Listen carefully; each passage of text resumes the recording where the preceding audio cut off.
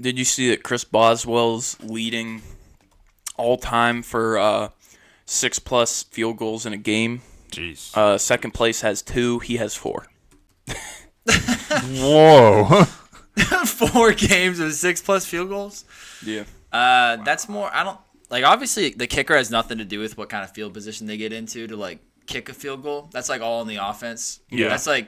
That's kind of like a slight to the offense if you're setting your kicker up. I mean, I guess like you get on at least to your half, to the other half of the field. We could have had 7 if Russ didn't throw a pick in the end zone. Yeah. That was bad. We could have had 21 points. That'd be crazy. No touchdowns. That would be crazy. That's Steelers football. My beard is starting to become visible. It is. Oh, I can never get the light. There we go. Hey, there nice. Yeah, but Getting not thick. too bad. Getting thicker. We got Thanksgiving logos and graphics today because it's whenever this video comes out, will be a week till Thanksgiving, so we'll have the same graphic. Yeah, boom, brown and gold. I don't know. I think we've asked this before, but like, is there any Thanksgiving music? Probably not. Like this, there's that one Charlie Brown Thanksgiving movie episode. I don't know. I don't know Yeah, either. the great lumpkin. Pumpkin. It's something like that. Lumpkin. Oh, that's what Isaac keeps showing us because he unironically clicked on the great lumpkin because he just looked it up on YouTube, and that's the first thing that comes up when you look up Charlie Brown Thanksgiving or whatever. Yeah. Mm-hmm. And it is a parody, and he didn't know that, and it like has a bunch of stupid shit in it. And he watched the whole thing. Yeah. And now he's shown it to us like 2 or 3 times. Yeah, his algorithm's done for now. Yeah. I mean, I know like the Charlie Brown theme song, but I don't know if it's like the Christmas one. It's like, have we done it before? No. Yeah, that one.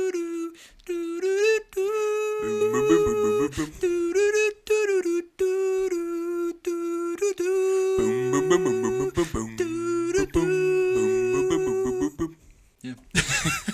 I guess that fits, huh? I don't know. Whatever. We've had worse. We've had better. Yeah, that's how it works. Oh, I just did something on my laptop. Anyways, welcome back Porn? to another episode. Whoa! No, that would have sounded like, oh, I just did something. Yeah, exactly. Didn't hear the panic in my voice. Welcome back to another episode of Last Stop Sports Talk. And this is episode 53, our Week 11 review. I'm joined by Kean Kropp and Cletus Smith. I'm Cody Kropp. What's up? So, what's up? Let's get into this episode where we'll be talking the Week 11 review. Like I said, we'll talk some of the college games that happened, and we'll be glazing some folks, just like Chris Collinsworth does every single week. This week it was Tony Romo. It was. He was. It was. Yeah. Yep. Yeah, because, well, that's right. That was Monday night? Wait a minute. It was Sunday. Yeah. Sunday 4 o'clock game. Yeah, that's right. It was 4 o'clock game. Yeah.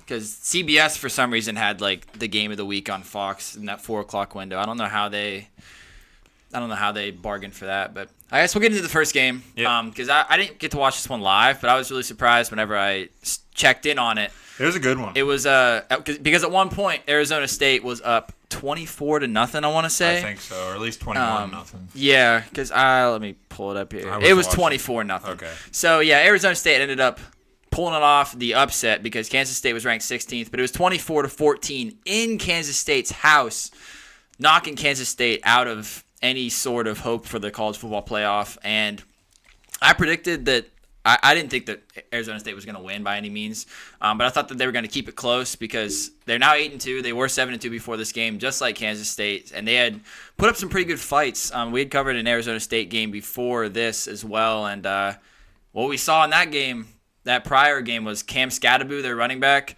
ran all over that previous opponent that we talked about, and that's kind of what I thought was going to happen again, but it honestly wasn't. Cam Scadaboo in this game, he went 25 carries for 73 yards on the ground, so not a very good yards per carry by any means at all. It was actually their redshirt freshman quarterback, Sam Levitt, Came out here 21 of 34 passing, 275 yards, 3 touchdowns, and then added another 42 yards on the ground. And their wide receiver, who was just going crazy on this Kansas State secondary that I thought was pretty good coming into this game. Jordan Tyson had 12 receptions, 176 yards, and 2 touchdowns. This guy is a sophomore. This Arizona State team is young. Outside of Scadaboo, pretty sure Scadaboo is a senior. But Jordan Tyson had one hell of a game. Scadaboo is a senior. Dude is built like a Mack truck. He's got a really square head. He's huge. He looks like he looks huge. Looks like the dude off of the koala off of the Wild. I don't know. Oh yeah. That's what he looks like. But honestly, this Arizona State defense forced Avery Johnson to 2 interceptions in this game. He passed 24 of 40, 258 yards, 0 touchdowns, 2 interceptions. DJ Giddens, like he's done all year, he did his part. 14 carries, 133 yards. That is almost 10 yards per carry. No touchdown in this game, but he was doing everything he could to bring Kansas State back because, like I said, Arizona State had that 24-0 lead. And I want to say, let me verify this before I say it, but yeah, it was 21-0 at the end of the first half, and then Arizona State had the ball to begin the second half, and they got a field goal to put them up 24-0. So it was a whole lot of catch-up game for Kansas State, and they really did a good job to shut down Avery Johnson, who we've been glazing the past few episodes. We've talked about Kansas State games, but good game for Arizona State. Where do they move to now? Arizona State's 21. 21. So they kind of have I don't know what the rest of their I'm going to look at what the rest of their schedule looks like because they might have kind of an uphill oh wait, no, they play BYU this week. We're going to be talking about this next episode. I forgot about that. BYU right now is ranked 14, and they are 9-1. So if they beat BYU, I could definitely see Arizona State making a jump to like 15 to kind of make the committee think about it a little bit. And then they play Arizona, who is no slouch to end out the season. Them there with Tet McMillan and I forgot the quarterback. Receiver? No, the quarterback's name. Noah Fafita. It's Fafita, yeah. Noah Fafita. So if they can pull off those 2 games and play really good football, I could definitely see them sneaking in as like the 12 seed, 11 seed. I don't know. We've never seen this college football playoff before, like we keep saying, but I am excited as we're getting down to it. I'm excited, man. Yeah, me too. Next game, that Tennessee-Georgia game where Georgia beat Tennessee 31-17 at home. This game was a battle of the big dogs of the SEC, and it delivered. The Tennessee came out swinging. They started hot. I think it was 10-0 at the end of the first quarter. Tennessee was up in that game. Their running back, Dylan Sampson, he seemed to be running on everyone. He ended up with 19 for 101. With a touchdown. He just seemed like he was being dominant all game long. But that Tennessee heat that they started with fizzled out quick, and they scored 7 in the second, so a touchdown in the second quarter, and then nothing afterwards. And that's because in the second quarter, Georgia started to heat up and catch back up. They scored 17 in the second quarter of that game, and I'm trying to think of really what won them the game, what really all that needs said, and what anybody saw that's watched Georgia all year long, is Carson Beck won this game himself because of a few key things. One, he used his legs. He hasn't used his legs barely at all year. He was rushing and making the plays like himself instead of just trying to desperately throw it and end up throwing picks, which leads into the next thing. He did not have a pick this game. I think this is the first game in I think it was 6 games that he hasn't had a pick. Like he's had a pick in the past 6 games. This is the first game he hasn't, and it showed up big time, helping. Yeah, that's correct. Well, slightly. Here's past 6 games from 0 this game, then 1, 3, 3, 2. Then 0. So the past 4 games, he's had at least 1 pick. Most of them, at least 2. Yeah. So this was a different Carson Beck this game. They just seemed to be on fire a little bit more. He ended up 25 for 40, 347 yards, 2 touchdowns, and I talked about using his legs. They were really. Didn't end up being a lot. He was 3 for 32, but he had a touchdown in there. So he used them in the crunch times when he really needed to get his team back in the ball game. And that's really what won him the game. And Georgia, after that first quarter where Tennessee started hot, they damn near shut out Tennessee the rest of the game. And so Georgia was back to being Georgia this game, just an overall dominant return. Tennessee, I guess it kind of speaks for itself what they need to work on. They kind of let Beck not give up a pick, I guess. Their defense kind of struggled in the second half once Georgia woke up. And Georgia, as far as what they probably could work on, they let up some big plays from Tennessee and Iama Liava. And then a big punt return, which hurt them pretty bad. And they just struggled with Sampson. But that's kind of normal. But other than that, it was an exciting game. Georgia was back to being dominant Georgia at home. It was good to see, and it was nice for all those Georgia fans, I'm sure, to not see Carson Beck throw it to the other team. It's been kind of weird watching Tennessee this season. Yeah. Getting the chance to watch more college football this season, you kind of learn the tendencies of these teams. In past years, Tennessee has been they've known for being just a high-flying, big play machine teams. Joe Milton, Bazooka Joe is what they called him, was their quarterback last year. Yeah. Throw the ball 80 yards through the air, basically. And then Hendon Hooker, they had him the year before that. There's a high-flying offense. They had Jalen Hyatt. They had Cedric Tillman go there. And this year, we've honestly seen Tennessee's offense stall out, I think, more than I've realized. Yeah, for more sure. than we're used to, I want to say. And they're still ranked 10th right now. And so they're still right there in playoff contention. Only 2 losses, now 8-2. But if they make it to the playoff, you don't know what Tennessee you're going to get. Iama Liava, it's not the same offense at all. He's not the big arm. He's not the gunslinger. No, that he's everyone else is. more athletic. Playmaker type. Yeah, playmaker type, exactly. Yeah. And that works sometimes, but it doesn't work against Georgia when they're Georgia and can open up the field. I think Georgia's pass catchers, Carson Beck was throwing it to everybody, but London Humphreys, he had 3 for 63. Dominic Levet, he was 3 for 59. Oscar Delp, he had a big game, 4 for 56 and 2 touchdowns thrown in there. I mean, I think those were both in that second quarter. Also, Oscar Delp's 2 touchdowns. And their running back, Trevor Etienne, didn't even play in this game. Yeah. Travis Etienne's younger brother. We'll be talking about him come draft time, I'm sure. Yeah, it was Nate Frazier toting the rock in this game. He was 19 for 68, but he had a touchdown thrown in there too. So, yeah, it was just overall a pretty dominant win by Georgia. Yeah, that's about it. So Georgia is back up in the ranks to number 8. Yeah.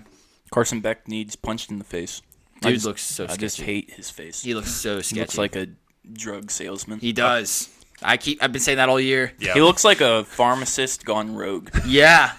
Yeah, he's trying all the drugs himself. Yeah. He does. Yeah. He sketches me out. Yeah. All right, let's get into the NFL. How about it?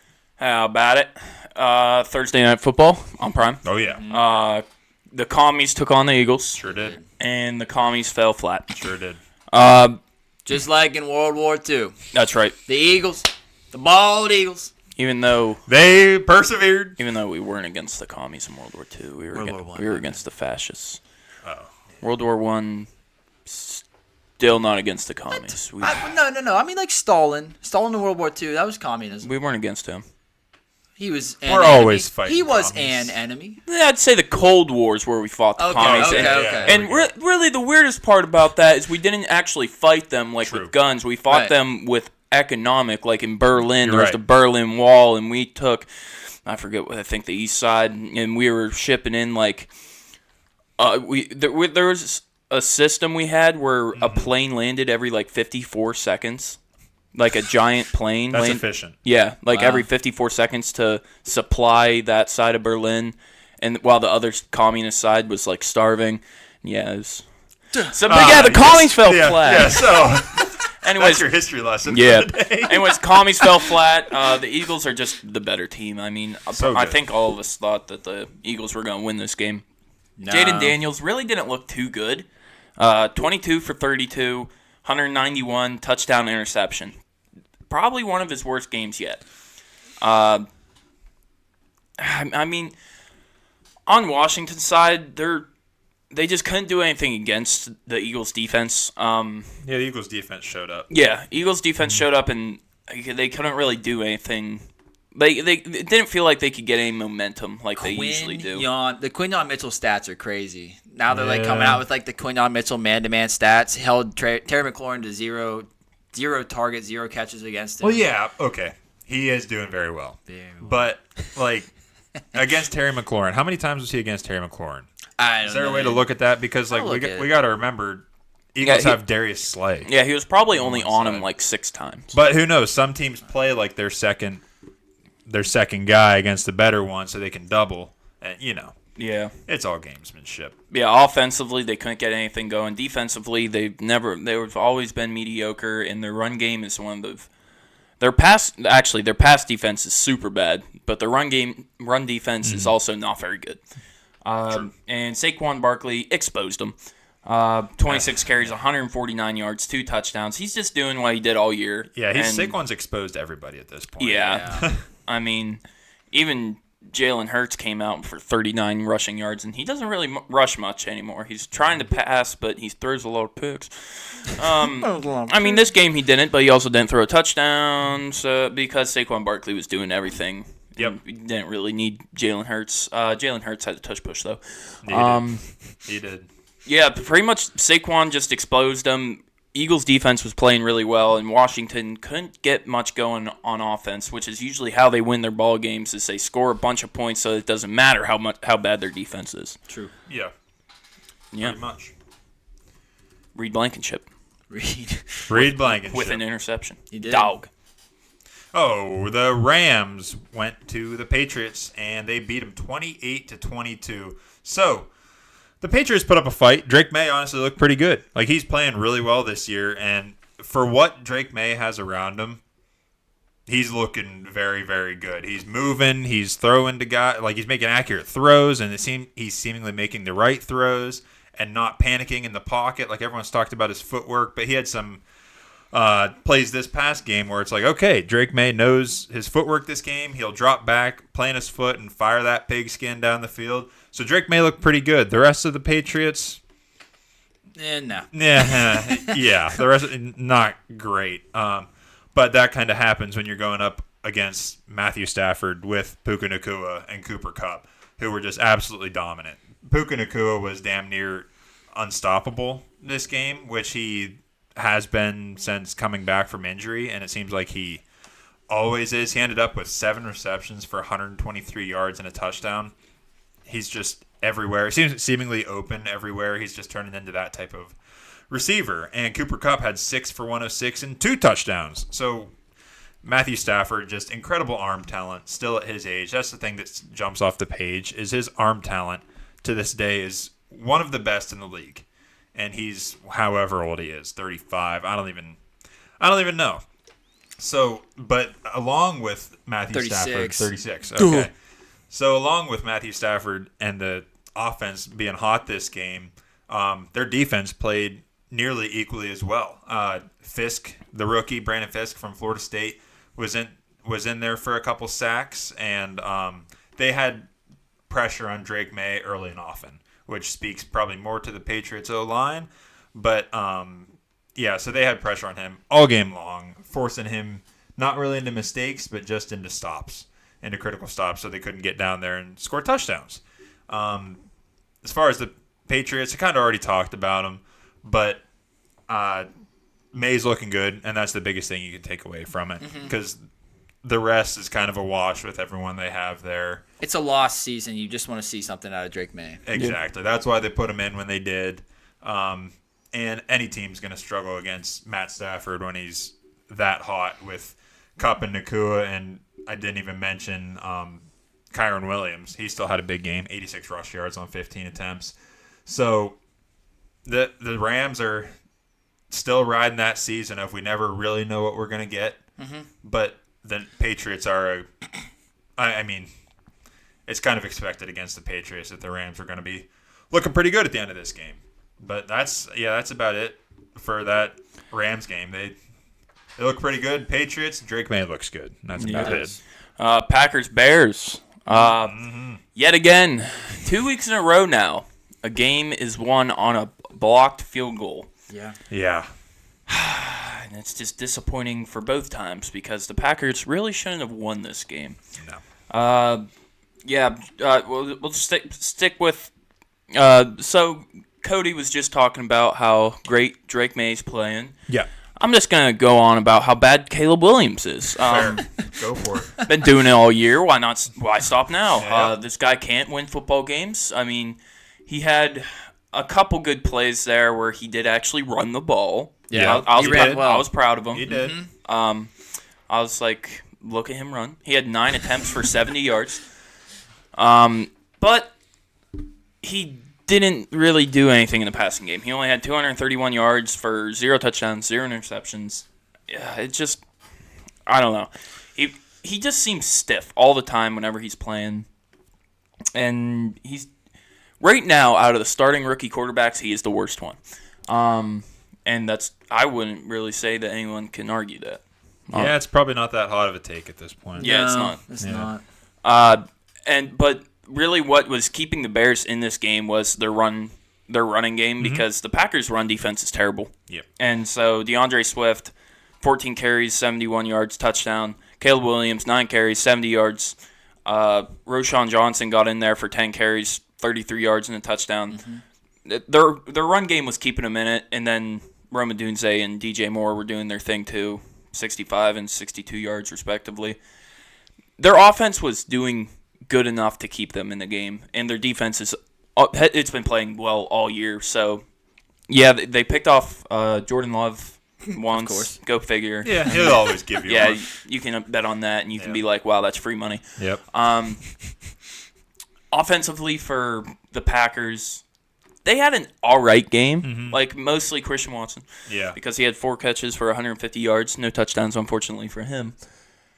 But Jaden Reed had he had the first touchdown of the game, Yeah. really early in the game, and that was Jordan Love's only passing touchdown. The rest came from Josh Jacobs, he was doing all right on the ground, but not great. I mean, Bears defense, great at stopping the pretty run, good. but he still had a rushing touchdown, 76 yards.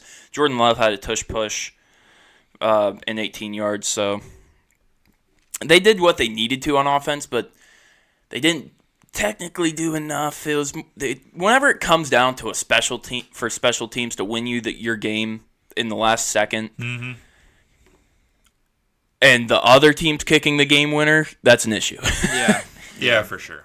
Especially when you're against the Bears, who just got destroyed by the Patriots last week, and you're keeping a close game and probably should have lost this game. Might want to look in the mirror and do some self-reflecting Yeah, they probably should. and think, yeah, we own them. We haven't lost to them in, forever. Yeah. Like 8 years, I think. Something so. like that. And I don't know. Maybe it's just the vibes in Chicago, which is keeping them from winning. But Yeah, they stink. they just stink. Yeah. And the Packers also stink, but they stunk a little less. Yeah, A little less, yeah. you're right. Yeah, the Bears they fired Shane Waldron before this game. Talked about that last week. Caleb Williams did look at least better. It was a step up. Oh, yeah, He he's completed some definitely passes. better. Yeah. But it's funny. And he was actually using his legs. Yeah, he's using his legs. He looked like looser in that aspect. It was Which is It's- why people liked him so much at USC is because of his scrambling legs. ability. That was- exactly talent, It's funny seeing memes because Caleb Williams' touchdown and interceptions are the exact same since like a month ago. Yeah. Still 9-5. Still 9-5. ratio. Yeah, I saw a lot of people saying that's not good, even in the interception category, because it means that you're scared. Yeah. It means that you are Yeah. terrified to throw the ball, like try to make big plays, and that's why you're losing games. Yeah. Yep. There's no big plays. So yeah. you have to try. Yeah, you really do. We'll talk about the Dolphins. Raiders. Dolphins at home beat the Raiders 34-19. Dolphins are back, kind of. Watching this game, it wasn't. It's not. This Dolphins team is not the same that we've seen over the past 2-3 years. No. Ever since Mike McDaniel got there, the explosive offense, it's just not happening right now. My takeaway is that this is a prime example of the fact that the NFL changes so much in like 2 years. teams learn how to defend certain offenses like this Shanahan-style offense. We've seen, like, all of these Shanahan-style offenses struggle this year. Like, yeah, Tua, he missed some time. But even before that, it wasn't very good. No. It was not an explosive offense. We were talking about how this is not how the Dolphins usually look back in September. 49ers haven't been great. I mean, Brock Purdy's having, like, his best season, but, like, they have, like, as a whole, they're 5-5 right now. And then the Texans have been struggling too. Now I know that they just won last night on Monday night, but like these offenses all do not look as explosive as they have in past years. I think there's just in the NFL there's a learning curve where whenever the offense like gets stifled, they have to come up with new ways to win, and I don't think they're gonna figure it out until next year. So like the Dolphins.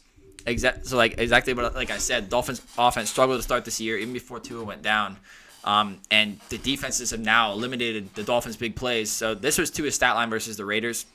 Very good stat line. 28 of 36 passing, 288 passing yards, 3 passing touchdowns. But he only had one pass that went over 20 yards. Like one pass, 20 that's not air the yards. Dolphins' offense. No. But he was 1 of 1 for 57 yards on that 20-plus yard throw. But this is why we see less Jalen Waddle and even like some slightly less Tyreek Hill too. And Jonnu Smith in this game went for over 100 yards.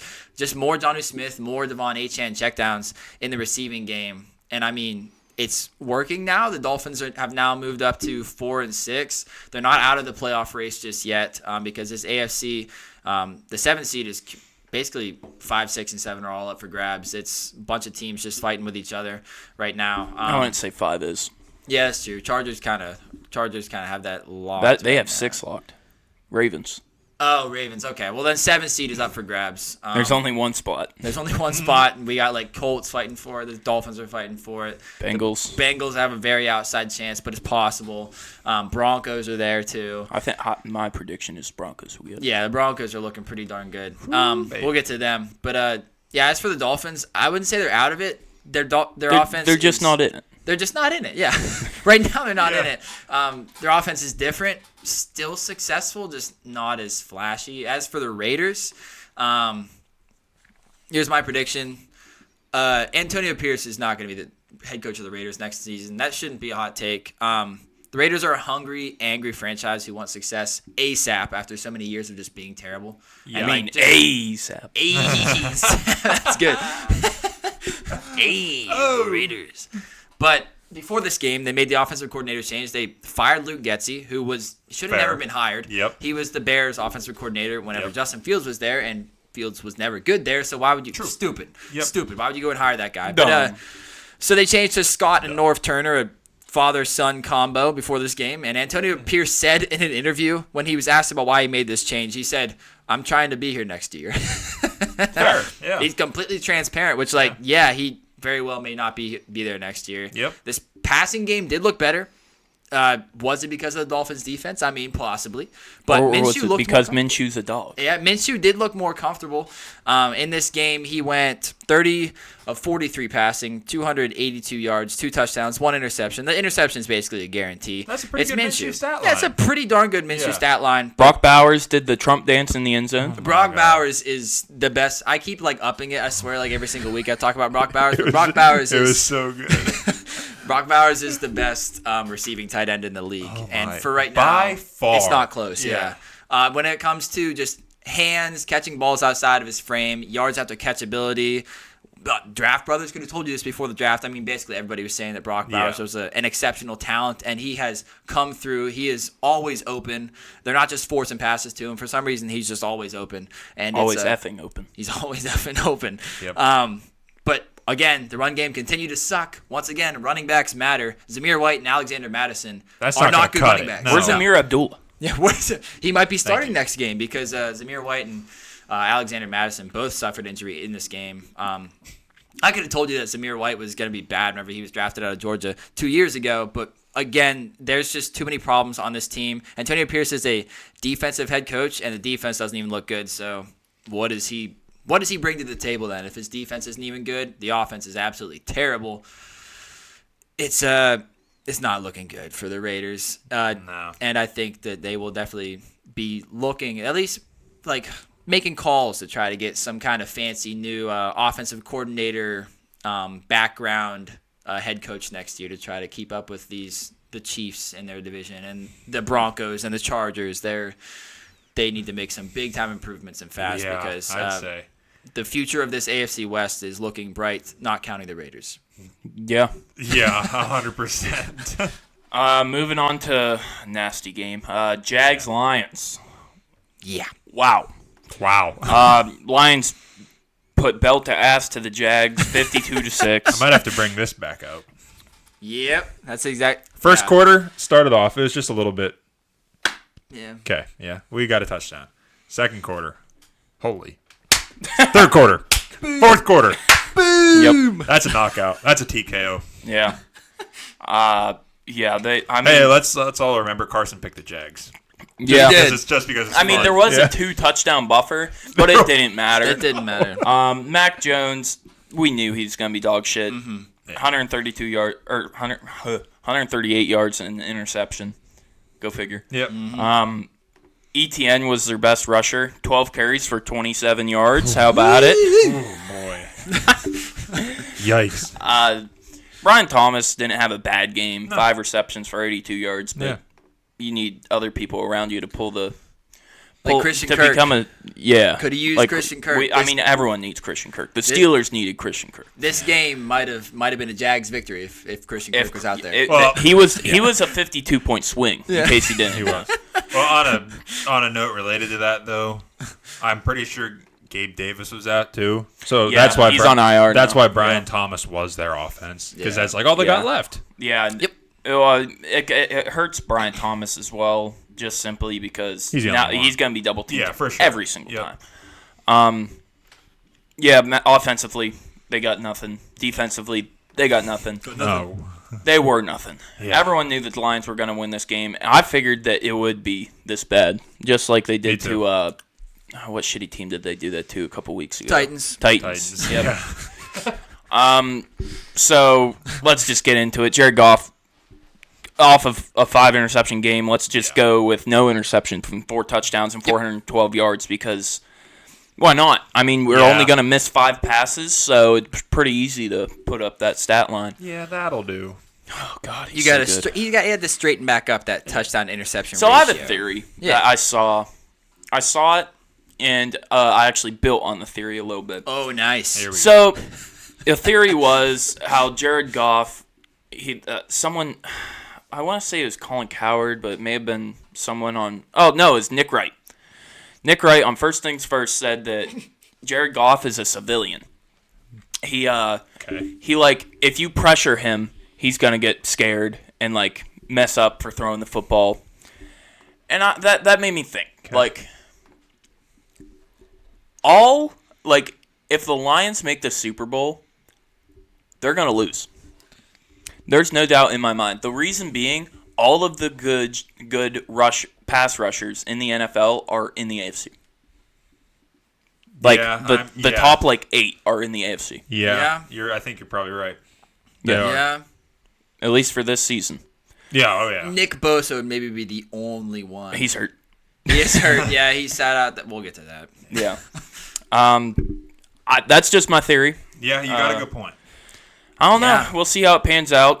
I'm guessing the Lions are going to make Super Bowl because the NFC is in shambles other than them. Yeah. So, yeah, on the ground, that's where that's how the passing game opens up so much because David Montgomery, 15 for 75. Jameer Gibbs, 11 for 69.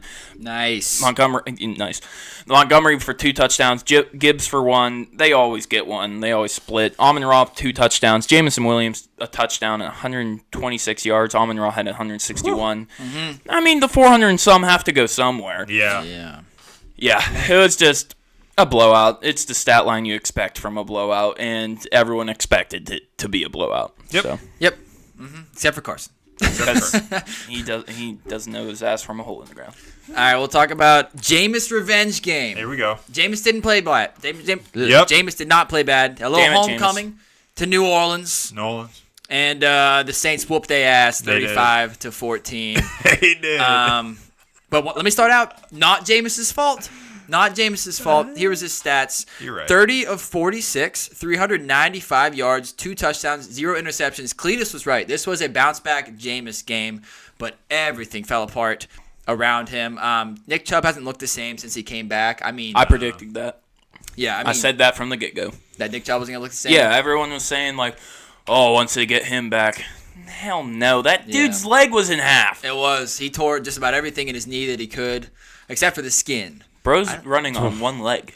Yeah, Yeah. it was. He doesn't half a look man. like himself. Yeah, I mean, it's a tough injury to come back from, especially in like just over a year. Maybe he'll be back to at least some semblance of himself next year, but for right Hopefully. now, I honestly he should won't just be. like sit out. There's nothing to like. Don't re-injure yourself because if the Browns, I mean, not that the Browns are going to be ready by next year because they're not. No. But yeah, I'm talking about Jameis because it's not Jameis's fault. Jameis, he was dropping dimes throughout the game. I was watching this game, and it was very impressive, some of the passes that he was making. Not that the Saints defense is anything special, but here's another. I have a lot of coaching takeaways for these games, and they're basically all the same, and they're all about like bad teams. But Kevin Stefanski, my prediction is that he will not be the coach of the Browns next season, and he shouldn't be. That's crazy because he has 2 Coach of the Year awards. But he shouldn't have. So, I mean, we think back to last year, and I talked Joe about Flacco won him that award. Joe Flacco won him that award. He tried everything on that offense. Deshaun Watson, who knew the playbook, couldn't get the offense moving. Dorian Thompson-Robinson, who knew the playbook, couldn't get the offense running. P.J. Walker they had last year. Yeah. They had him since the beginning of the year. He was on the practice squad. He knew the playbook. He couldn't get that offense running. Joe Flacco, they bring him in off the couch. He doesn't know the playbook. Joe Flacco moves the offense. And how does Kevin Stefanski get credit for that? He shouldn't, let me just say. And that's why I think he should be fired. Like, yeah, Kevin Stefanski was brought in to a Browns team that had been down in the dumps for as long as I can remember. Basically, like everybody talks about how the Browns have always been shit. Except back from James Brown time, which is. Yeah. But that team is now was the about- Baltimore Ravens. That was about 45 quarterbacks ago. Yeah, that team is now the Baltimore Ravens. Yeah. And then the Browns team was named after Jim Brown. So Kevin Stefanski was brought into a Browns team that down bad. Always down bad. And then they drafted Baker with him. And then they brought together one playoff season. Yep, Like, Kevin they did. Stefanski is the savior. Yep, and then what did they do? He's never been good other than that season. Well, yeah, I was going to say then they kicked Baker Then out they the kicked door. Baker out the They door? made Baker throw it 50 times with a hurt shoulder to make him look bad and said, get out of town. Exactly. And then they brought in a guy who his shoulders are never too tight because they're always right. loose from massages. But then they Right. made him stop getting massages. They made him. And now he sucks. He's too tight. he Playing needs too a tight. massage. Give him damn massage. Get him a man to give him a massage. No, can't be a man. Has to be probably an Asian woman. He's probably he's playing with no clarity either. He's like, when's the last Right. time he's His balls are full. the balls are full, muscles are tight. Yeah. But Can't Kevin play Ste- football like that. Exactly. But Kevin Stefanski shouldn't be a head coach in the National Football League. If he wants to win Coach of the Year again, he should be giving the massages yes, and taking I can the get down with sexual that. assault. Now we're on to something. All right, but Browns they're Yeah. cooked, and when's the next time you think the Browns are going to be relevant in the AFC North? Because I mean, like, I guess How many Steelers years? have Russ. Steelers have Russ right now on a 1-year deal. Do you think he gets re-signed? The way he's playing Russ? right now. I have no idea what we're I going to do have for no quarterback clue. next year. But it doesn't matter But I because mean, Steelers. we'll still sweep the Ravens and Right. yeah. I mean, Ravens are going to be good until Lamar is gone. Oh, I was so just going to that's say, you asked about the Browns. How many more years on Deshaun's contract? 4-ish? 3? no, at they this got point? 2 more. 2. All right, 2. well, probably in about 2 years. I think they cut him this Yeah, offseason. they've got like 6 years. They have to do a lot of rebuilding. Yeah. I think they cut him this Defensively, offseason. Yeah, too. 6 years, you think? Yeah, that's Yeah, what I I'd say. mean, so we'll stop talking about the Browns. Let's talk about the Saints. Nothing to say besides Taysom Hill. yeah. Yeah! Let me read you his game stats because this is one hell of a game. It's probably not going to happen this year. Don't Again. say that. Yeah, it could. But 7 carries, 138 yards, 3 touchdowns on the ground. Through the air, he threw a couple passes, 1 completion out of 2 for 18 yards. He also threw a pick. He just wanted to fill all the Yeah, stats, sure. Yep. fill that stat line. Yeah. Then in the receiving game, he had, on 10 targets, he had 8 catches, 50 yards. He also returned the ball, kick returns, for, it was 41 yards. And then did he block a kick? I don't think he blocked a kick. He didn't block a kick. No, but usually he could. He could. This guy could play linebacker. He could play safety. He could play tight end. He could play receiver. He could play running back. Quarterback is a little bit iffy now. I threw a pick on 2 attempts, but I mean, I'm sure there's some teams that want him right now. Oh yeah, I definitely. But at 34 Probably the years Chiefs. old, they need a quarterback. Yeah, they do. I mean, this guy is unbelievable, unstoppable at 34 years old. 34 years old. When he's in at QB, everybody knows that it's going to be a run. You know it's going to be a run. But they still cannot stop it. Doesn't matter what team he's going up against. Throw, run, catch, return kicks, block kicks. He could probably be an edge rusher, too, if he wanted to. Is he the best all-around athlete in the NFL? At 34 years old, I think he is. Right now, yes.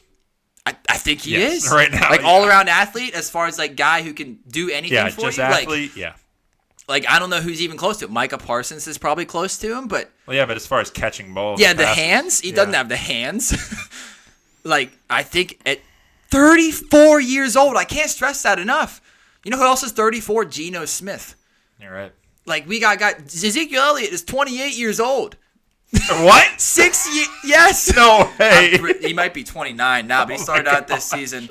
Yeah. He feels like he's 37. He is 29 now. Okay, he's 29. but still, 34 years old, Taysom Hill. I would not, yeah. Saints are also now back in this NFC South race because the Falcons are kind of shitting the bed before our eyes, before my sad, sad eyes. Yep. It's hilarious. They're 4-7 now. The Buccaneers are coming off a bye. They're 4-6. Falcons are 6-5. This race isn't over, and I want to see, just for the excitement factor, I want to see a whole lot more Taysom Hill down the stretch. Taysom Hill's on a few-week heater at this point. Oh my goodness! Like this week was a blow up, but he's been solid a few weeks prior. He's awesome. Yep, I love it. The Vikings beat the Titans 23-13. This game, you know, it wasn't anything great or special or anything like that. Nothing that you'd expect.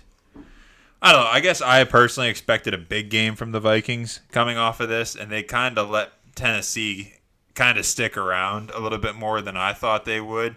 Like, Justin Jefferson had a bigger game than he did, but no touchdown. He was 6 for 81. Jordan Addison was 3 for 61. Sam Darnold ended up 20 for 32 with 246 yards and 2 touchdowns, no picks.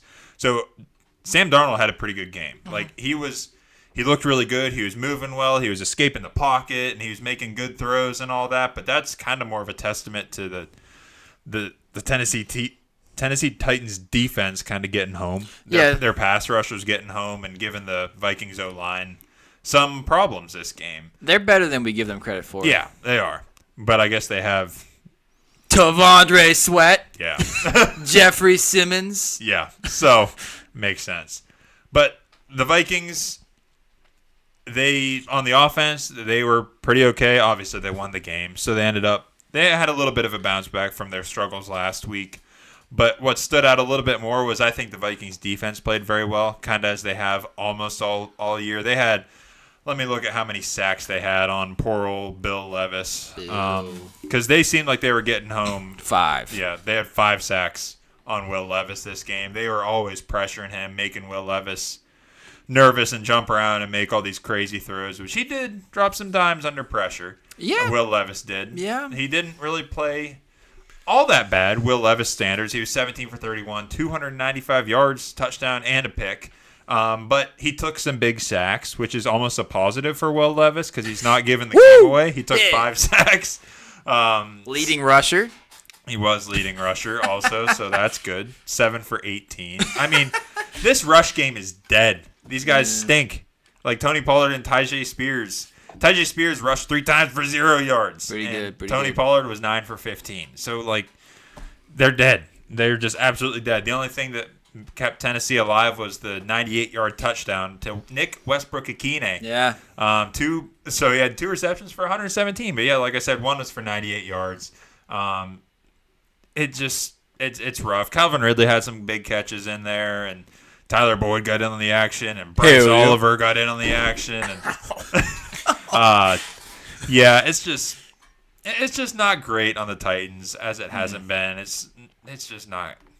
It's just not good. It's what you expect out of the Titans. There are some terrible teams in the NFL this year. It feels like more. I think there's 7 teams right now, or 9 teams that have 2 or 3 wins. Yeah. Like, that's bad. Yeah. Almost a third of the league has 2 or 3 wins.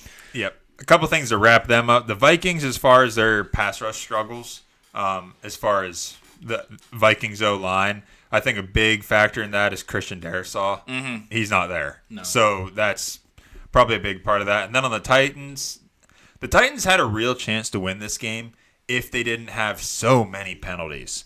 They had so many huge penalties that either put the Vikings in a good position or just killed off big plays that the Titans had. And that, if they didn't have those big, terrible penalties, it would have been a whole different ball game. It would have been a whole lot closer. It really would have. But that stuff happens, and the Titans still look like they stink. And the Vikings kind of on fraud watch on the offense a little bit still, but I'm not overly worried about it. All right, speaking of penalties, Ravens, Steelers. Yeah. Lots of fighting. Yep. Love it. I'm sure all of you know Steelers won 18-16. Nothing but field goals. The if I read you the points through the quarters, it was 3-6-6-3. So beautiful. That's nice. I love that. Yeah. Thanks, Boz. Yeah. All right, we'll start with the Ravens and finish on the Steelers back. Yeah. Yes. Lamar Jackson couldn't get anything going. Just like every time that they go against Steelers, he just clams up and he can't do anything. 16 for 33 passing, terrible. 207 yards. He had that late touchdown to Zay Flowers, and he had an interception, which wasn't his fault because Wilson. Peyton Wilson, the rookie. Yeah, the rookie. NC State. The rookie. It was more of a fumble, if you really want to think about it. That was probably one of the best. It's the best interception of the year. Yeah, in my opinion. Yeah. Yep. Incredible. You see that? Derrick Henry on the ground. They only rushed him for 13 yards because they were scared to rush him because he only rushed it like 2 times on his second rush of the game. Yeah. What's his dick caused a fumble. Herbig? Herbig. Yeah. Herbig caused a fumble. What's his dick? It was Derrick Henry's first fumble in over 500 carries. Yes. This guy hasn't fumbled in 3 years, but the Steelers make him fumble because they have the best defense in the league and no one can stop them. 65 yards on the ground and a touchdown. The touchdown came from a 1-yard rush, but Derrick Henry's main yards came from one rush where he went like 30 yards. Yeah. So he really didn't have that good of a game. No, definitely not. Otherwise, Isaiah Likely, he was their leading receiver this game, 4 receptions, 75 yards. He also had a fumble as well from Patrick Queen. Mm-hmm. Because Patrick Queen revenge got shipped out of town. Yeah. In case you didn't know, they didn't want to re-sign him. And he was so he was like, it. screw you guys, I'm going to your rivals, and I'm going to go some shit up whenever I go up against you because I'm going to force a fumble, collect that fumble on the same play, and just cause havoc. He did. He was playing out of his mind. He was. About damn time. It is. Hey, that's 2 weeks in a row. Yeah. As soon as call him out in the group chat, he actually starts playing well. Yeah. So, yeah. For the Ravens, Justin Tucker's washed. You guys had 12 penalties against you. You play like you're from Baltimore. That's what you do. You play like undisciplined. You play like you're on the streets. Whereas the Steelers play like they're in the steel mill and they're just pissed off. Right. They're just pissed off. Right. This damn union can't negotiate worth shit. We're eating rust. And we're gonna spit it in your eyes. Yeah. Offensively. I mean, that's a good way to put it. Yeah. Pretty much. There'd be like, no. Yep, field goal. Field goal. Fucking interception. Yeah. Pretty much. There were 3 field goals that were past 50. Chris Boswell's an animal. So but then there was 2 times where we were within like 10 yards. The one time Russ threw a pick, and the other time we got stopped. In the end zone. Yeah, in the end zone he threw a pick, and it was just unnecessary as well. Yeah, it was. It was the first. He was scrambling, and then he threw it off 1 foot, and it was a like a mini moon ball. It was curving a lot, and I was like, oh. And then there was no one near the defender, and it was like right over Pat Fryermuth's head. To be fair, it was. To be fair, it was the first time Russ has really done something like that. Yeah, since he's been playing. So it's like, He's getting those legs under him. Yeah, he'll be all right. Najee had probably only 4 good runs. I mean, he had 63 yards. Only great run I remember him having was he ran it right up the middle, juked one guy out about 2 yards past the line, and then at 8 yards past, he really juked another guy out, and then Hamilton or someone brought him down. But yeah, he had an 11-yard rush, and that was his long on the day. But the Ravens' rush defense is amazing. Yeah, pretty solid. Yeah. But yeah, pretty much the Steelers won this because they're disciplined, they make their kicks, and their defense causes so many turnovers. 100%. Yeah, they just got many ways to beat you. I mean, Steelers football may not be pretty, but it works. It works. Also, GP still makes crazy catches. Yeah. Unbelievable catches. 8 catches for 89 Did you see? yards. I was watching it on my phone in the tree stand. I saw George Pickens catch the first down. It was one of the first downs. I think it was in the third quarter. He caught it. I didn't know it was him at first because he got gang tackled by 2 people while he caught it. And then he stood up and just started walking away. And he walked 15 yards downfield, and Mike Tomlin had to pull him to the side like, hey, we're still playing. Yeah, I had no idea what he was doing. He was just walking. I thought he was concussed and forgot which way his team was. He was just Where's the huddle? He was just straight walking. Yeah. Yeah, some say he's still walking. Yeah. Darnell Washington had a really big catch. I love that they're getting Darnell in there more. Dude, I love that they use him whenever you forget that he exists. Yeah. Like, you always forget about him. Then he catches a ball, and you're like, oh, shit, he has a ball. He's so big. Yeah. Freaking huge. But I also love, he's been showing up. They've been bringing him in on,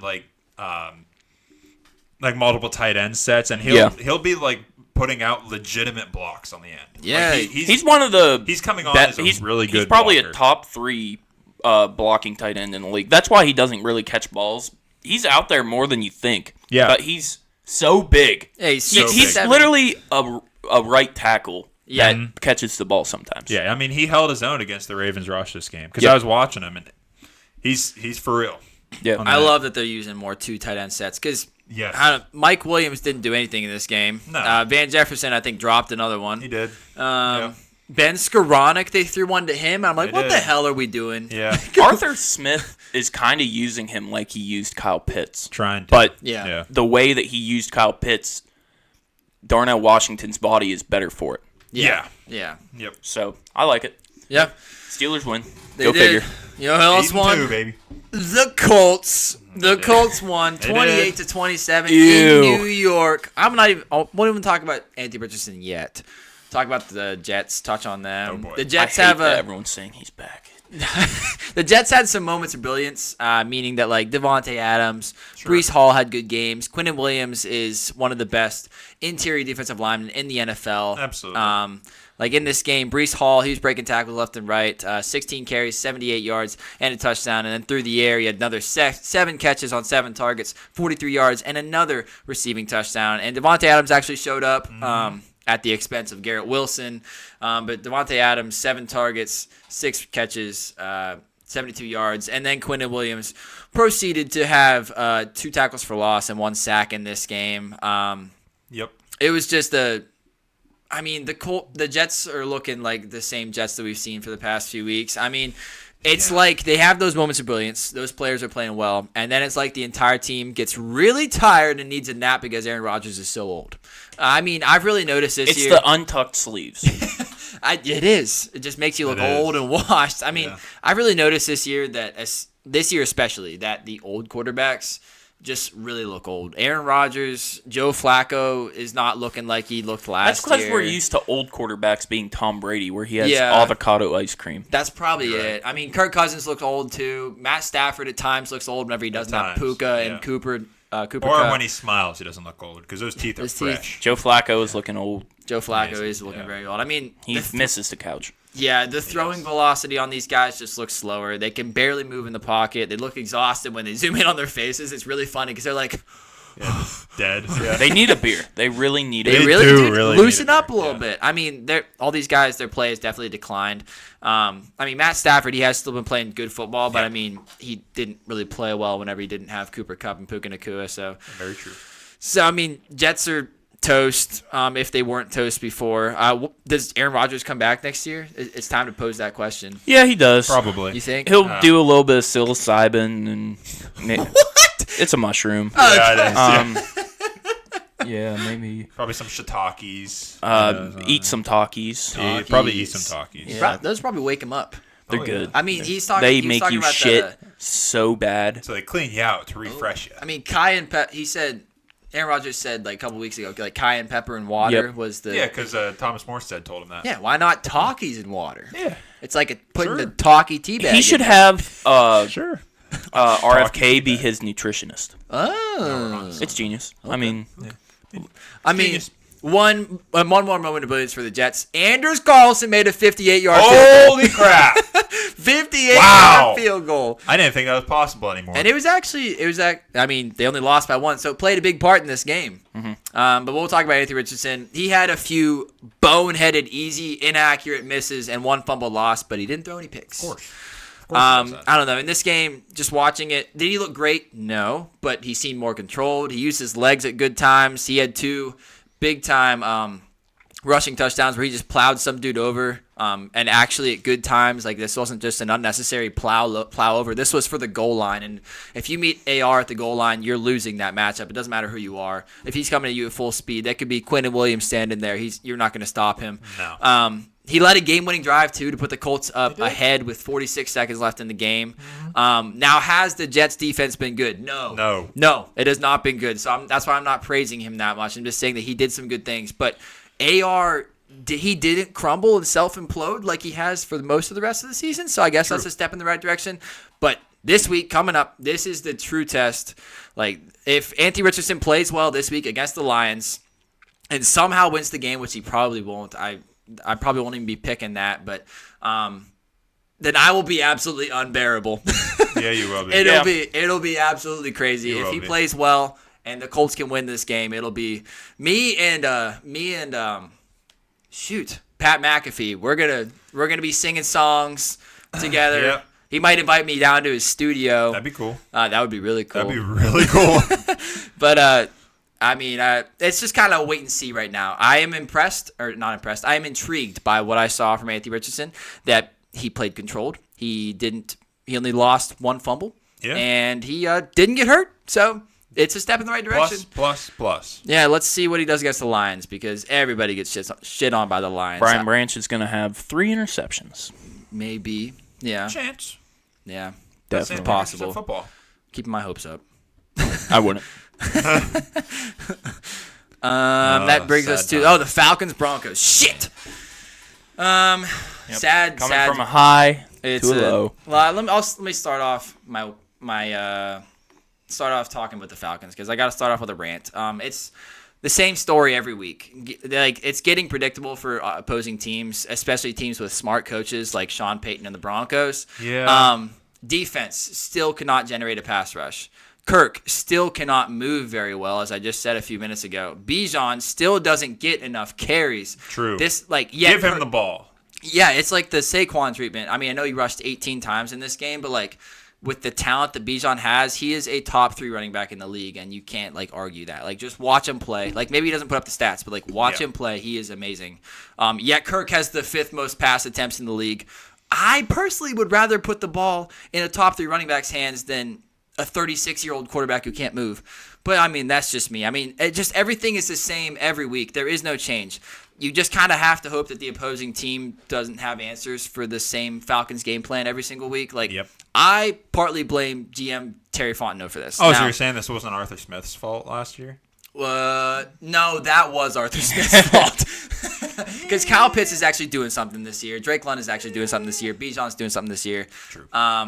Yes, I will give Terry Fontenot. Yeah, I'm going to give Terry Fontenot some credit for bringing in Kirk Cousins. He brought in Darnell Mooney. He brought in Matt Judon and Justin Simmons. All this past offseason. Those guys are all very big contributors. I will give him big credit for that. But we've seen all season that the defense can generate 0 pressure on opposing quarterbacks. I talk about this every single week. They leave the secondary out to dry. Matt Judon has no help on that defensive line. It's been like this all year long. All year since week 1 against the Steelers. Yet the Falcons made no trades at the deadline. Now, you could say, oh, they've only got $8 million in cap space left this year. Okay, well, Edge, Zadarius Smith, Preston Smith, and Baron Browning, they all looked like they were on the trading block. Well, Zadarius Smith is now on the Lions, traded from the Vikings. No, the Browns, my bad. Browns, he's getting paid $605,000 this year. Okay, that's less than $8 million. Preston Smith moved from the Packers to the Steelers. He's getting paid $2.02 million this year. That's less than $8 million. Yeah. Baron Browning came from the Broncos to the Cardinals. He's getting paid $1.56 million this year. They could have got all three of those. The Falcons got none of these guys. Yeah. Nobody to help rush the passer. They're like, nope, don't need it. So I'm like ticked off because nothing changes every week. But I mean, do I still believe in the Falcons? I do. The player talent and like belief that I have in the offensive scheme to get clicking better is just too great. But this bye week could not have come at a better time because they got their absolute shit rocked. Got beat by a division rival the week before in New Orleans. Yeah. And then, dude, the Broncos, all credit to Sean Payton and Bo Nix, though. Bo Nix' first career 300-yard passing game in the NFL. He just gets him and Sean Payton just get everybody involved. Like, don't kid yourself. This is not a good wide receiver core. Not good tight ends either. Like, these guys are not good. I personally, I wouldn't rank Cortland Sutton in the top 25 wide receivers. No, probably and he's not. the wide receiver one. He's throwing to Lil Jordan Humphrey. He's throwing to rookie Troy Franklin.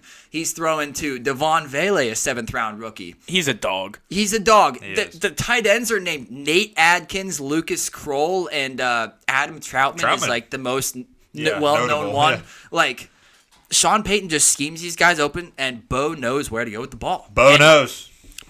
He gets it there on time. He gets it there accurately. And then the Broncos defense is cooking too. Like, his arm talent is so underrated. Yeah, it really is. Sneaky athletic. He's too old. He's too old. Yeah. You can't draft him. Yeah, it's the experience that he had in college is paying off. Boom. You can see it.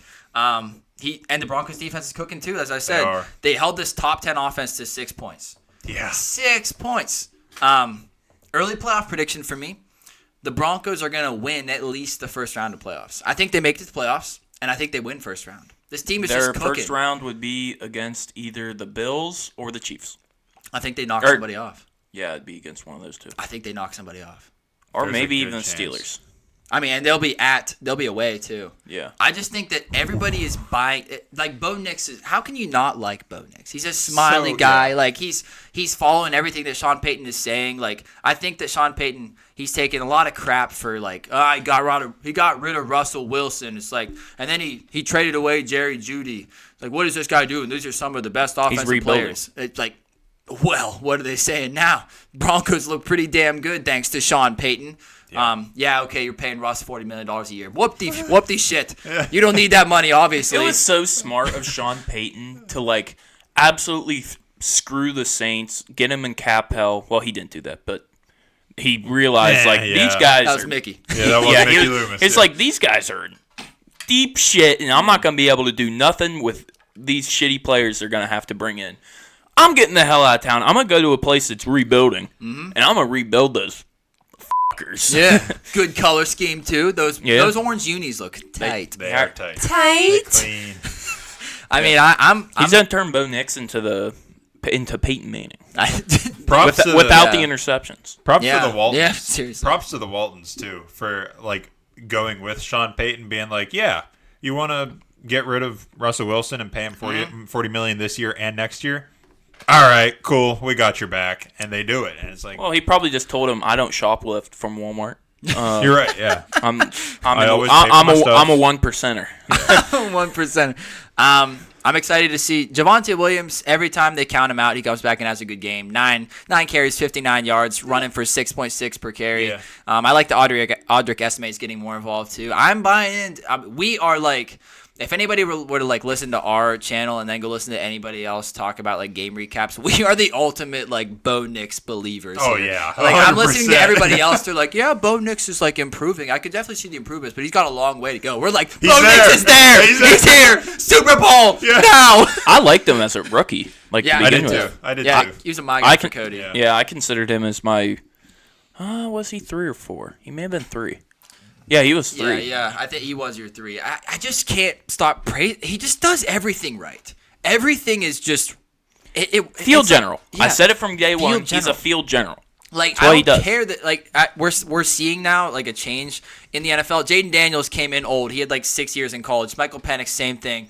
Bo Nix, same Michael thing. Penix is going to be 30 by the time he starts. Seriously. But, I mean, what we're seeing is that extra time in college is paying off. Oh, yeah. And Caleb 100%. Williams sucks. We're also seeing that.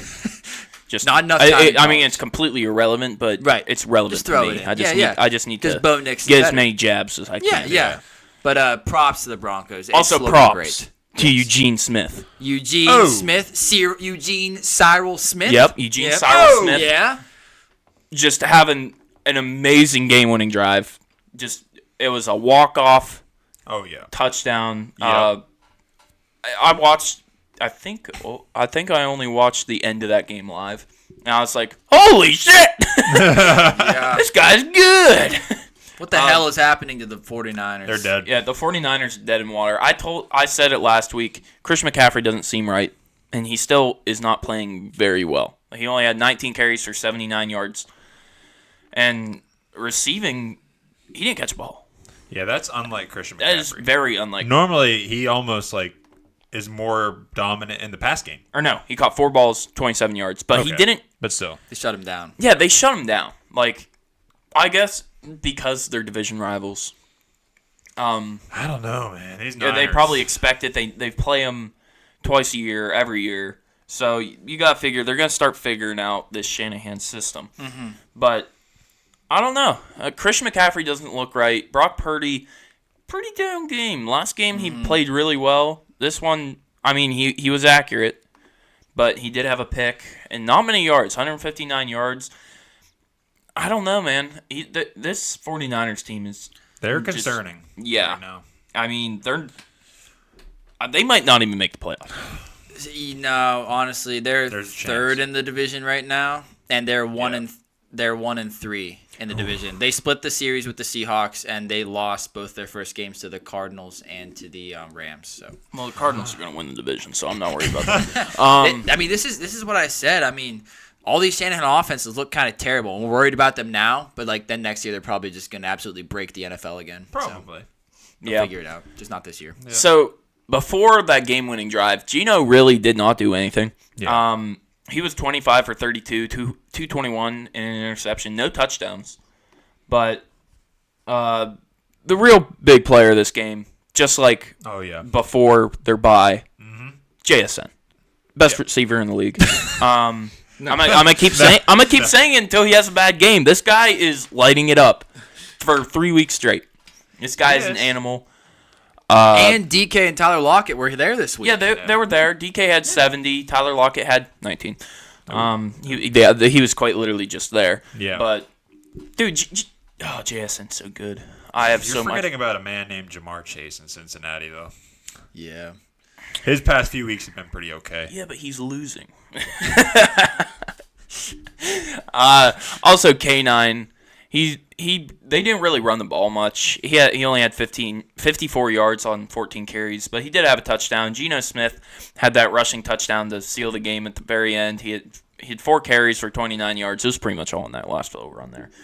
Yeah. That guy's an animal. He pretty much did what Josh Allen did on the other game, Josh Sure Allen. He didn't did. break tackles, but Yeah, he didn't break tackles. It was wide open for him. But, it was. You could just see all of San Francisco deflate, like when that happened. It was like no one thought that Geno was going to do that. No. Not a single person there. And he just carried him. And then San Fran only had 3 seconds, I believe, to get something done. So yeah, they kept it close, and then they won it when it mattered. Time management. Yep. yeah. Boys, America, we did it. Yes. The Chiefs have lost. Woo! Yep. Let's Well go. done, Josh. This is all. Last time this all of us. happened, the Chiefs won the Super Bowl. Damn Right. Yep. I think the Chiefs were on a 15-0 run, but the Bills were like, you know what? We're still in regular season form. We're going to beat the Chiefs. They beat them 30-21. And, boy, Josh Allen just did his thing. Quite literally ran them over. Early and often. He was just dominant this game, as Josh Allen does. You could tell the Bills this game, all game, they were just playing with a little bit more of an edge, a little bit more grit, a little bit more jam, a little bit more toughness. And it showed up at the very last play also. I mean, it was the whole game through, start to finish. And Josh Allen running it for that last touchdown. That's just the Bills football that game. That's how they're playing. Well, that last touchdown, if you ask Tony Romo, you right. don't count the Chiefs out. They're down 9. You're They right. need 2 scores. We got But that don't- guy on the other side, Jim. I don't know, Jim. We still. I'm not counting out Patrick Mahomes here. He's still my broom back. They only got a minute 30, but I don't know, Jim. What'd they do? Hate that dude. Nothing. They didn't do shit. Yeah, they didn't do nothing actually, after that. Patrick threw a pick. He did. An ugly one, As he too, does. because Oh, and it also- was underthrown by like 5 yards. Yeah, Mahomes just wanted to finish the game like he started. A pick. Yep. Yeah, he threw a pick on his first pass in that game, and It's quite Mahomey. it is quite Mahomey at this point. Patrick Mahomes, 2 picks. He did throw for 3 touchdowns, but I mean that happens. And Xavier Worthy had a pretty good game. It's about damn time. Yeah, it is about time. But other than that, they just couldn't get anything consistently going on offense. You could tell the Bills just wanted it more this game, and that's pretty much the end of it. I mean, they were stopping the Chiefs, they were pass rushing all game long. The Bills were, and they were just getting pressure on Mahomes all the game. And the Bills, they just showed up, and their receivers showed up. Let's see what these guys had. Khalil Shakir, 8 for 70. Curtis Samuel, 5 for 58. And Amari Cooper had a couple of huge catches for 55 yards total. Yeah, they were beautiful. Dimes, over the shoulder, like insane catches. Yeah, they were great. That's what they brought him in for. And Dalton Kincaid was even out this game, which he's normally a huge pass catcher. But Josh Allen then ended up 27 for 40, 262, a touchdown, and a pick. And he also had that huge rushing touchdown. He was their leading rusher. 12 carries, 55 yards. And behind that, they didn't really do much rushing. But it is what it is. As far as takeaways from that game, I kind of already talked about the Chiefs, but their defense still played pretty decent. Had some big stops when they needed to, but they just couldn't keep up. And they just, I don't know. The defense, I guess we can say the back end started off okay, but they were getting penetrated all game long by the Bills. On the Bills side, Allen, Joshua. MVP. Yeah, Allen, should be. Josh, MVP for sure right now with that kind of down week by Lamar, thanks to the Pittsburgh Steelers defense. But just a great offensive showing overall. And I think I'm convinced that Khalil Shakir might be the toughest guy on the field. Like some of those hits that he took, I don't know how he gets up. He might be the toughest, most willing guy on that field that's not named Josh Allen. He's incredible. He's playing super well all year for him. And the Bills' defense, they played incredibly well this game. Lots of pressures, sacks, interceptions, and they had a couple big special teams plays thrown in there. And yeah, they just wanted it more this game. And that's pretty much the end of it. The Chiefs have been defeated. No more. Maybe they'll go on a losing streak now. Yeah. 15-game losing streak. You're right. Yeah. Wouldn't that be nice? Hey, the way they've been playing all year. Can't count it out. Yeah. I mean, it starts with the Panthers. Oh, the Panthers are this week. I want to see Bryce Young light him up. that would be interesting. the ice. That would be the best week of football of my life. Yeah, it would be. I'm on board. And then the We had- Steelers probably lose to the Browns. Probably. Yeah. We had a great Sunday night football game though. Bengals. I mean, don't look now, but they lost. But they don't look now, but they suck. Yeah, they stayed in it though. They didn't really stay in it, but they got back in it. And then they got back out of it. And then then Evan McPherson sucks. It was like one of those things where you're drinking, so you're already kind of warm, and then you get into I a love hot drinking. tub, and you get into a hot tub, and it's like Then you're dehydrated, so you get yeah. really drunk. You got to get back out then. Yeah. So that And was then the you got Bengals. to get out, chug water, get back in the hot tub, chug some beers, get out, fall down because you're really drunk now. Yeah. Go chug it some more water. Yeah. More Pass beers. out on the couch. Your buddy wakes you up. You're like, then you get out in the hot tub, pass out in the hot tub for a little bit, wake up scalding hot, dehydrated as hell, go back to the fridge. It's 4 a.m. at this point, so you got to chug about 2 cups of water, wobble up the stairs to your bedroom, and then fall asleep with your pants down, halfway off your bed, halfway on your bed, and the light's still on, and the door's wide open. Yeah, I mean, what were we talking about? That's just a I got into drinking. yeah, like Kean said, them Los Angeles. Oh, we're talking about the Bengals. Yeah, we're talking about the Bengals. They got in, then they got out. They got in, they got out. They got really drunk, then they got back in. Yeah, they did. And they lost to no one else but the L.A. Chargers. They are a different team this year. The L.A. Chargers. Jim Harbaugh. Yes, the Chargers, Jim Harbaugh-led Chargers, scored 34 points. 34 points. That's unheard of for the Chargers this year. But when you got Justin Herbert with guys around him and a good coach that believes in him and doesn't make bonehead calls at terrible times to lose them games, like they very well could have this game, Justin Herbert can be Justin Herbert and go 17 for 36, 297 yards and 2 touchdowns. Dog. He's back. I mean, he's back with his coach that believes in him and is empowering him. And Is Jim Harbaugh passing the football? He is. He is. He's allowing What in him the to. world? Yeah. I know. What's going on here? I don't get it. Vlad McConkey? Yeah, he's there. 6 receptions, 123 receiving yards, 9 targets. Dog. Dog.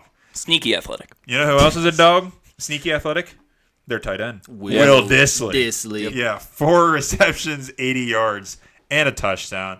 Quentin Johnson, he still has some big plays. He's still there. 2 for 48, but he had a touchdown. A nice little touchdown. So the Chargers, they were more consistent all game, and they were putting a whooping on the Bengals pretty much all game. Well, at least the first half. And then the Bengals woke back up. And they got back in the game, ended up tying at 27-27.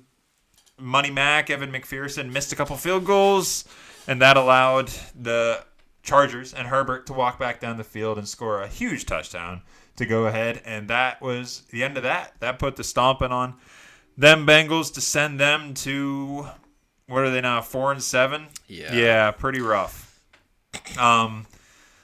So the Bengals had plenty of opportunities to take the lead this game, I guess, with those kicks. But, like, I don't know what's going on with the Bengals right now. I am incredibly ass. Yeah, well, very well said. The defense is very bad. The O-line, it would sure help Joe Burrow if they could block something for once. But that's been an ongoing issue for years at this point. Ever since he's been quarterback of the Bengals, yeah. Yeah, pretty much. But the Chargers, Jim Harbaugh's defense, between the bad O-line of the Bengals and Jim Harbaugh's defense, it was too much in the end and had pressure on Burrow all game long. I think they ended up, Joe Burrow was sacked, I guess only 3 times, but they were getting pressures. Los Angeles was getting pressure all game, it seemed. Like Joe Burrow was running for his life. And, of course, Jamar Chase, he still had a huge game because they were playing catch-up. Jamar Chase ended up this game with, 7 receptions for 75 yards and 2 touchdowns, of course, because he's not a heater. T. Higgins ended up 9 for 148, 1 touchdown. It's huge for Cincinnati to have him back in the lineup. Yeah. Chase Brown had a big game receiving and also on the ground. He had 22 carries. So really, Bengals, that's kind of all inflated because they were playing catch-up ball. The Chargers, they just seemed like they had the momentum all game long, and they weren't going to let up, and they didn't. And it was a big win and a big loss for the Bengals. Yeah, Bengals, I mean, I guess we don't know if they're out of it. They could be. They're in the way outside looking in. They are. They got to, throw a rock 50 yards to try to hit a window that they can break into. Yeah. And then they got to duck under lasers and stuff. And this is they're trying to get into the playoffs. Yeah. But I mean, I feel bad for Burrow, man. I do Burrow right too. now is the second-ranked quarterback according to PFF. Justin Herbert's 4th. Another great season for him. But Joe Burrow is 3,028 passing yards, 27 touchdowns, 4 interceptions. Man, that's insane. MVP type season, but he's never going to get the look because the team is 4-7. But Joe Burrow, every time he goes on the sidelines, he looks so pissed off watching the defense. Is Zach Taylor on the hot seat? Yeah. I don't know. Probably not. Because it's his offense. Yeah, so probably not. Probably not. But there's guys calling for it. Oh, yeah. Yeah. Lou Anarumo. Would we be surprised if at the end of this year Joe Burrow requested a trade? I don't know if as he long as could. Jamar Chase is there, he's Yeah. not going to. Yeah, but T. Higgins is going to be leaving. Jamar Chase would be his only option. Yeah, it's tough in Cincinnati right now. It is tough. I could definitely, and back to the Zach Taylor thing, I could definitely see a situation where he gets fired. Yeah, there's definitely a chance. Ever since he's been there, it seems like they always start 0-3, 0-4. Yeah. And they have to try to climb out of the hole. This time the hole is like deeper though, and it's like mud. It is. And you got no tools. You're trying to dig your toes into that It's actually wall. quicksand. Yeah, it's like quicksand. Exactly. The more you move, the more you sink. Yeah, Yep. that's exactly what it is. It's nasty.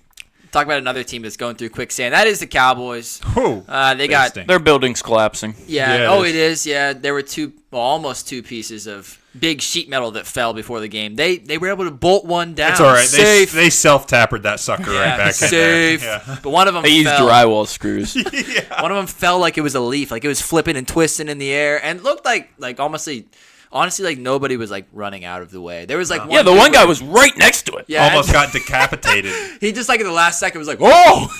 and had to move to the there's stuff side. falling. Yeah, but luckily nobody got hurt. But yeah, it's all bad in Jerry World right now. The Texans won 34-10. Another They prediction stink. here: Mike McCarthy is not going to be the head coach of the Cowboys next year. I have a prediction. Okay, He's going to keep his job. really? Yeah. Nah, I don't No, think that's my way. that's my prediction. Explain. Jerry Jones is dumbass. He is. As Affirmed. long as he's the GM, I think that he's going to keep Mike McCarthy around, especially So because he has somebody to blame. that, and he's going to like use the excuse like they don't have Dak. Yeah. Micah Parsons was hurt. Just any excuse they could find. I think that he's going to be there next year. Well, I think he's I think that's a not. bolder take. Yeah, that is a bolder take. Yeah, mine's not bold. It's That's just a just because prediction of it's mine. bolder because everyone wants him gone right Yeah. now. Even Cowboys fans. Yeah. I mean, I will say it's not all Mike McCarthy's fault. No. Owner/GM, one of the best GM in the league, He can do it better self-proclaimed than Jerry everybody. Jones. Yep. He gave McCarthy basically no players over this past offseason to make the None. team better. The team so clearly got worse on paper. And then you're like, well, I mean, that's the Well, game maybe. isn't played on paper. Well, on the field, it's even worse. The team definitely got worse on the field. It wasn't just us that were predicting this. Many NFL analysts saw this Cowboys downfall coming this season. So, Yep. their writing was on the wall. And, there are some coaches in the NFL who can overcome a lack of player talent on their roster. For example, Jim Harbaugh out there winning with the Chargers right now. I want to see them play some better defenses, but, I keep calling out the Chargers. When they went but, against whenever they went against Steelers, yeah, they got their cheeks clapped. Yeah, So- exactly. So, but Jim Harbaugh is doing a lot with not very much talent on that team. Sean Payton, the same way. Just talked about his receiving core that he's working with on that offense. Mike And then Tomlin. Mike Mike Tomlin Tomlin does that. Mike Tomlin, Sean McDermott of the Bills. Josh Allen and that defense lost a lot of pieces. Sean McVay. Sean McVay. Kyle Shanahan. Shanahan's collapsing right now for some reason. Yeah, but he's been doing it since he got there. Yeah. Kittle's a 5th-round pick. Yeah. It's just Mike McCarthy's not that guy. And Not no mo. so I think he's gone. But we'll talk about the Texans now. I still don't feel like I can trust this team. This game was closer than 34-10.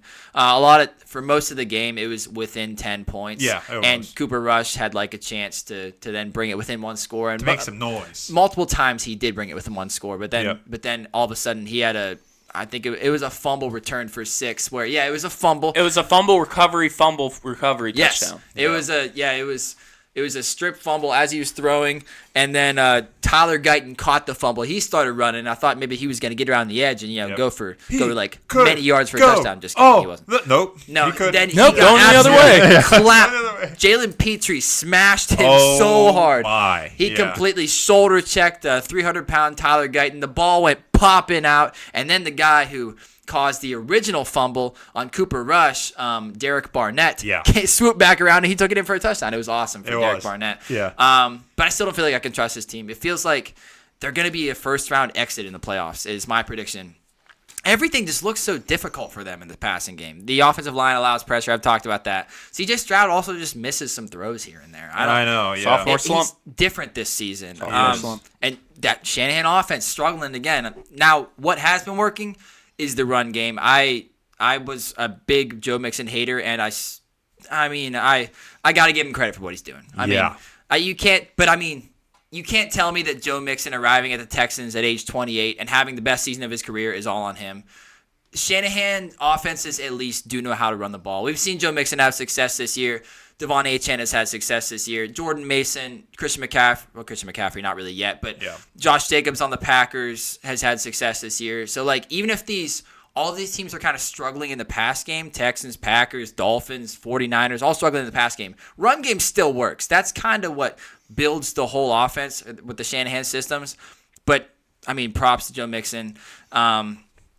So, I mean, I'm still kind of questioning what this Texans team is going to be because now they're 7-4. I don't know. I just feel like they're going to be a first-round exit in the playoffs because You're forgetting the most important player on that team, Nico Collins. He's back. Nico Collins. He is back. The reason they win games. He is, and in this game, he had 4 catches for 54 yards because they still C.J. Stroud in the pass game is not good.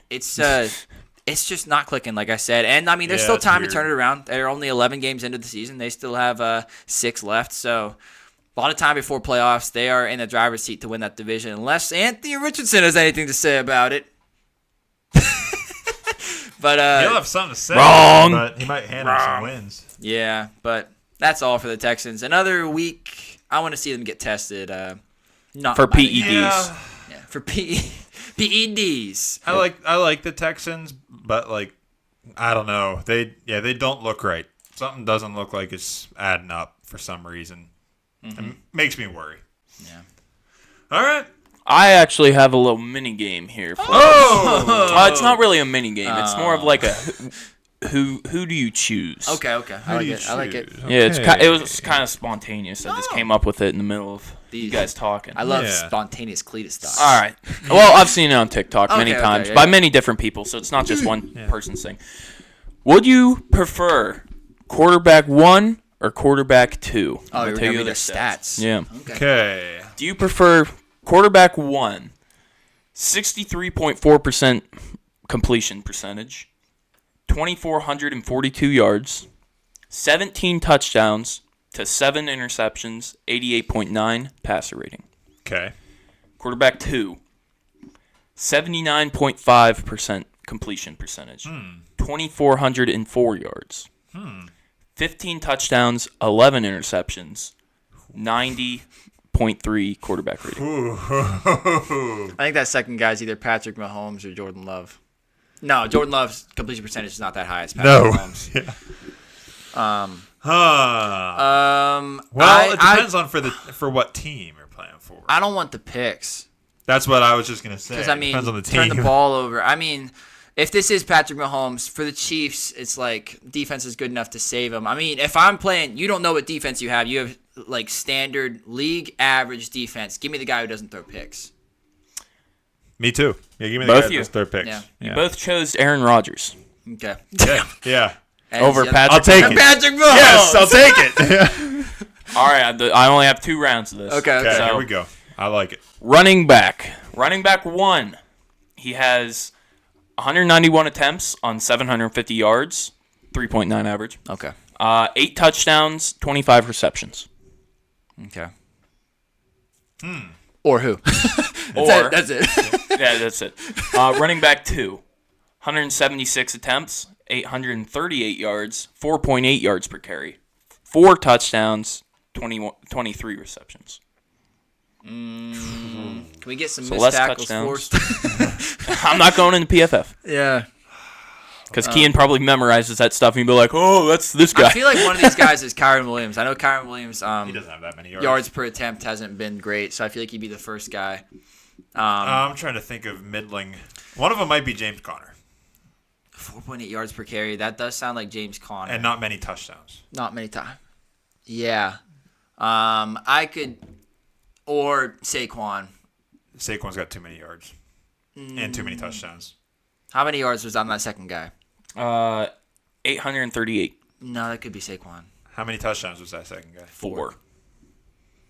I Saquon's mean, had some receiving touchdowns. I mean, you got to go to the guy who's giving you the better yards per carry, which is probably Saquon. I'm gonna guess the other guy's Kyron Williams. I'll take the yards per carry. Yeah. First guy was Kyron Williams. Yeah. And you guys chose Josh Jacobs. Yeah. I was gonna say that. There's Unsung no hero way from last week. There's no way Unsung hero. Saquon has only 4 touchdowns.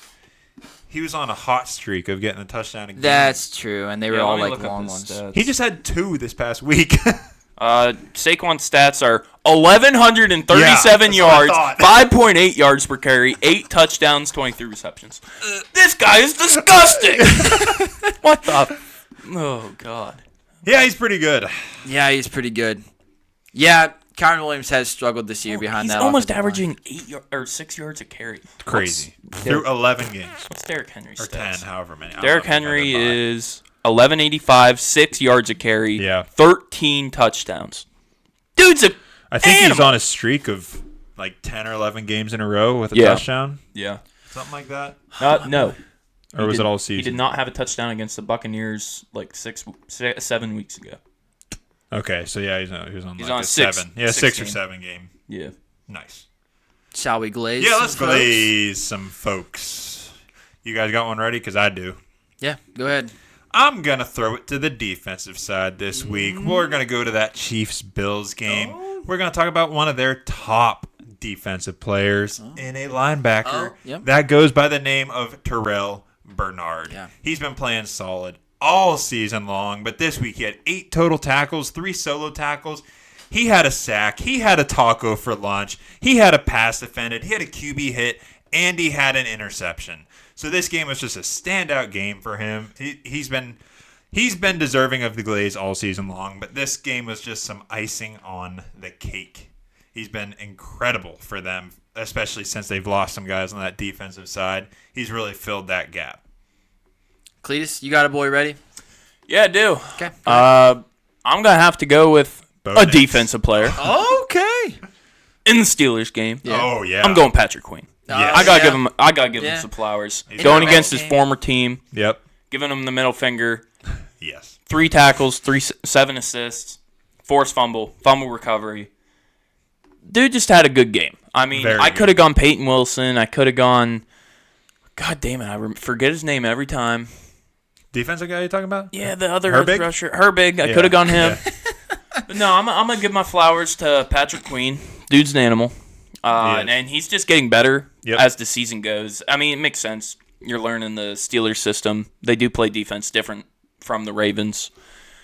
But yeah, he had a good game against his former team, and I like that. I like that. Oh, I forgot to ask about the Steelers this week. You seem to do it almost every week. Do you have any Broderick Jones gripes this week?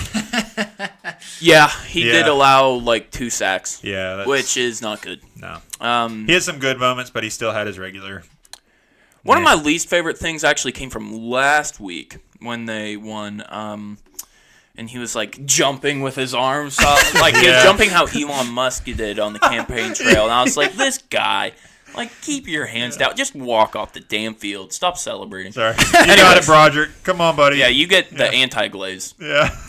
Yeah, for no reason. He's just catching shade. yeah. Broderick Jones allowed 1 sack, 1 quarterback hit, 2 hurries, and 4 pressures. Yeah, I figured. Come on, Broderick. And 3 penalties he also gave up. That's What? That's what We only had like 5. That's what ticked me off was he kept getting penalties. Yeah. Penis That's what I don't sized. like for anybody. Yep. Okay, Ken, who you glazing? I mean, it's disrespectful if we leave today without. I have to say Taysom Hill's name again. I have to. The most athletic 34-year-old you will ever see. Yep. The most athletic, the best athlete in the NFL right now, Yep. at least for this week. Pure athlete. Pure athlete. Pure all-around athlete. Can Sneaky do it all. athletic. Yeah. Can play defense, offense, special teams. Dude could probably kick a 68-yard field goal if he Doubt really it. wanted to. Probably not. He could probably throw the ball. Now we're 100 miles an hour. hyperbolizing. You're really glazing. He All could right, probably Chris. hit 30 home runs. All right, Settle down, Chris. Sit down, Chris. Yeah. He'd be the leading goaltender in the NHL. He'd beat Rafael Nadal in tennis. He would win the butterfly in the Olympics. He would make Tiger Woods look like a fool on the golf course. He won the Tour de France. He went to the moon. Michael Phelps trained with him. He was the trainer of Michael Phelps. Gotta love it. He's an alcoholic. Woo! That's enough to glaze him. It is. All right. That's that. That's week 11. That's our episode. That's our glazing. Yep. Thank you for watching. Yeah. We will catch you next time on, we'll be talking about Week 12 Power rankings. preview, Power Rankings episode. So come on back now, you hear? We'll catch you on that one.